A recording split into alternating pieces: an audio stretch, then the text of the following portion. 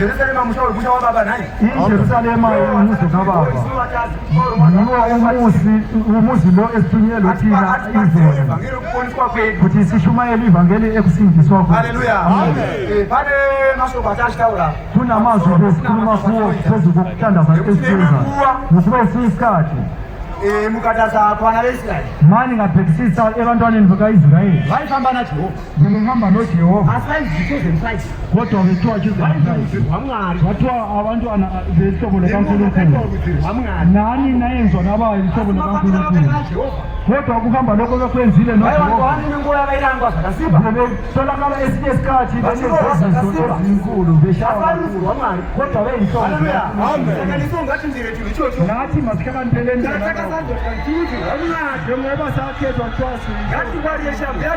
Masihlakaniphele uSaziyehova. Sihlakaniphele ukuthi sinaJehova ngoba esinye isikhathi. Angathi batha phansi kwayo ukuthi umuntu bekabamba. Bekabusa phakathi Zekani abantwana bakhe bebengahambi ngendlela. Afrika yedu. Wanaisraeli wakataka bangu hiyo. Abantwana baka-Israyeli maye ngabona ungabakhulu ukuthi uyaphantwana bebengalungisi iindawo zabantu kwahlukumeza uNkulunkulu kwaze kwafikela ukuthi uNkulunkulu abantwana waze kwaba nokuhlukana phakathi kwabo. Afrika yedu. Kwaba nempi kanjalo. Abantwana baka-Israyeli baya-empini vakarakashwa bashaywa vakarwa kuma-4,000 soldiers bashaywa kuma-4,000 yamasosha vakafa abafile vakatadzokera kumatende avo ababuyele ematendeni abo vakachema vakati jehovha mwari wedu watinoverei kakhulu bathi kanti uJehova usiyeleni kanjena Afrika yedu. Haleluya. Vakachema pamberi pamwari vakala phambi kaNkulunkulu asi madambudziko vanza vakazoita kodwa mazvaa ihlupheko abayenzile yodwa vakati pakati pavo bathi phakathi kwabo no bathi lutho vatibata kuti kunge hondo iyi into engasiza ukuthi vanotora areka yesungano abanye bafanele bayetathiizosilwela Afrika yedu.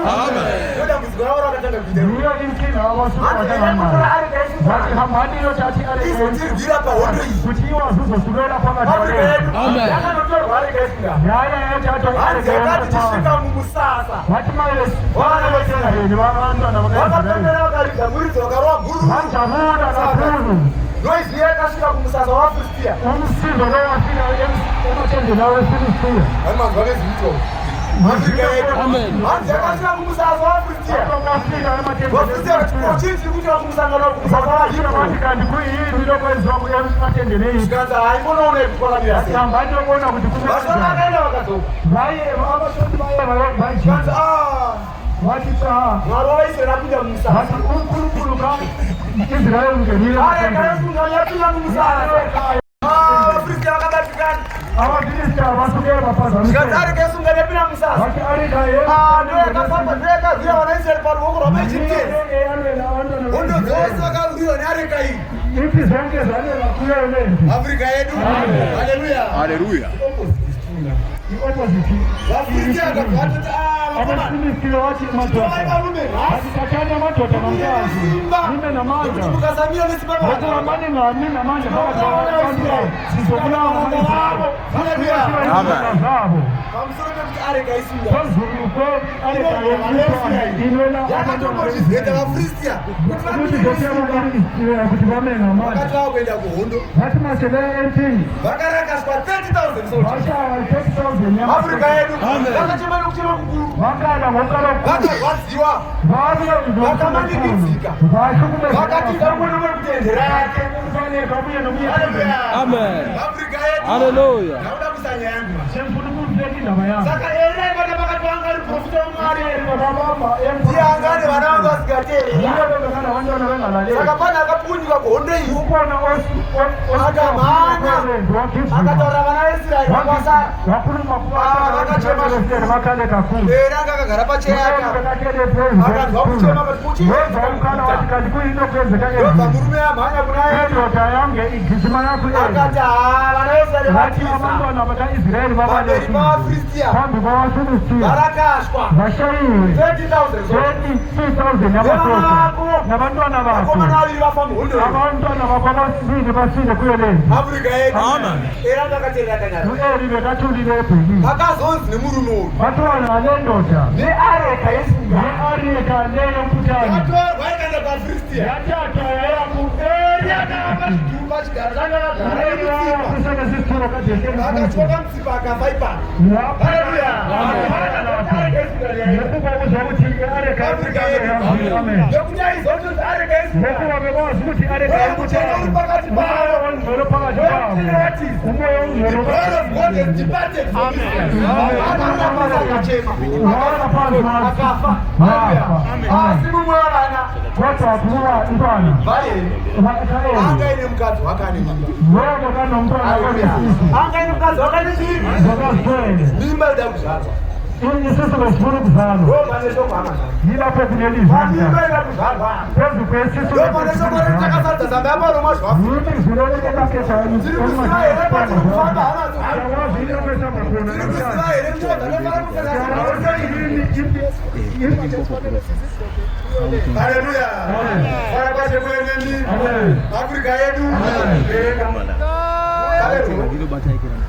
One Samuel 4. Vafriti akudayisa vamutapfuura abaisraeli Ifakwaeri navanakomana vake tapfuura. navantwana vakhe Verse 19. mukadzi wemwanakomana wake Pinehasi Mukadzi wemwanakomana waEli vakanga vane mimba oda kupona wakanga ave nemimba oda kupona. akati achinzwa kuti areka yemwari yatorwa Akati achinzwa kuti areka yemwari yatorwa baba mume wake nomume wake vafa vose uye kuti baba nomurume wake vafa vose vakapona mwana akafunga vakapona kurwadza kwake nekuti akasvika nekurwadziwa kwake. amapengi esikhathi sakhe Ndombo yekufa kwake vakapireko naye vakati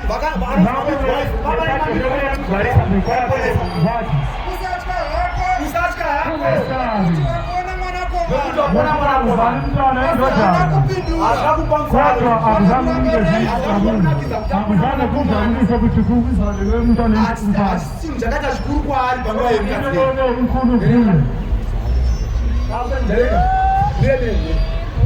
vakati kukudzwa kwabviswa kuna Israeri nokuti areka yamwari yatorwa akati kukudzwa kwabviswa kuna Israeri nekuti areka yamwari yadi zvino vaFiristia vakatora areka yamwari vakabva nayo Ebenezari vakaisa Ashdodi Afrika yedu. Haleluya. Wadarika mwana watupinda akatumidza mwana zita rinonzi akatumidza mwana zita rinonzani the glory of God has departed Israel. Kureva kuti mweya mutsvene waMwari watamba pavachivaisraeri waenda kuvafilistia Afrika yedu nokuda kwekuti vaisraeri vachipinda muhondo vakapinda muhondo vasina kuchena pamberi pavo vaMwari vaine zvitadzo vaine kuvenga vaine kumanikidzira. Haleluya. Vakafunga ivo kuti kana haleluya vakafunga ivo kuti kana vakatora areka yeSungano vanotadza pamberi pavo areka ichavarwira. Haleluya.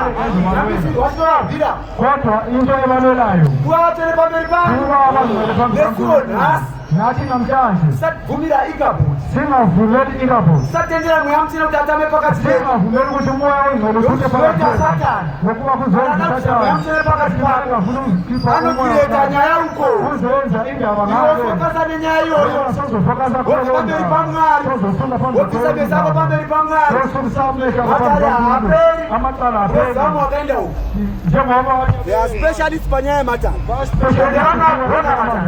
akaimukatedzera matare iwani nina ndisusela muchatorwa kunamata Mwari muchabviswa mweya mutsvene pakati penu wobara. Haleluya. Iya ndiro bedzi chechi yakarongwa chechi yake semato akachenjera akaronga nhero dzake semato akachenjera saka musabvumira Ikabhodi wotara mweya mutsvene musava nemapersonal grudge nokuti grudge inobudisa enga kana pane enga mweya mutsvene waMwari unotama. Musaita mhirizhonga pakutungamirira kudza naye gamuchira naye sezvamuri Afrika yedu. Haleluya. Gamuchira naye sezvamuri nokuti pakuparadzana kwavanhu vamwe vanokalkuleta. Haleluya. Vamwe vanokalkuleta nechigaro chaicho Afrika yedu. Kana chairman wangaenda kundirivhaisi ndotoenda uko kapo ndinoita uchairman. Haleluya.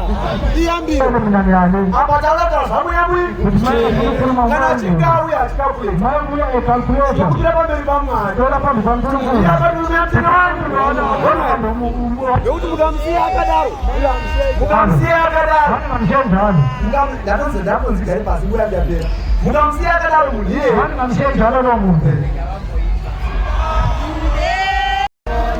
Okadazo, Bagode,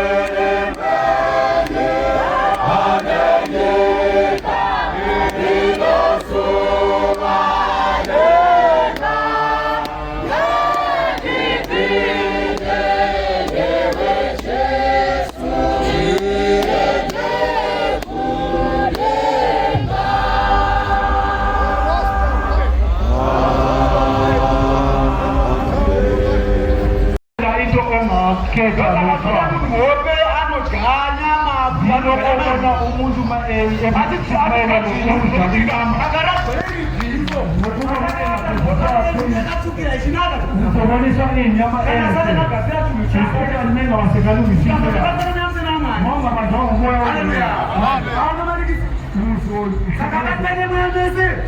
njani ngomoya ongcwele kakhulukazi ukuthi niprofite lonke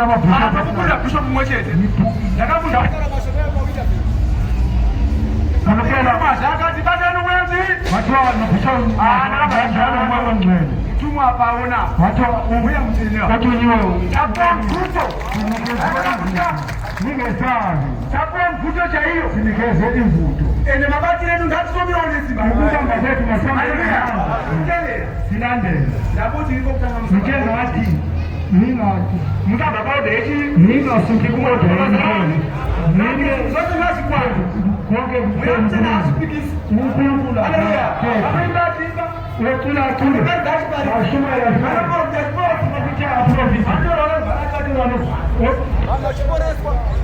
Hallelujah. Africa yetu. Africa yetu.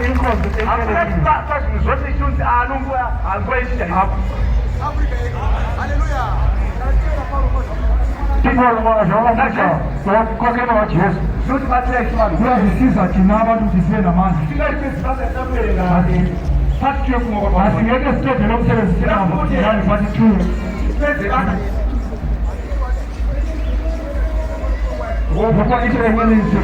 Hallelujah. Africa yetu. Hallelujah.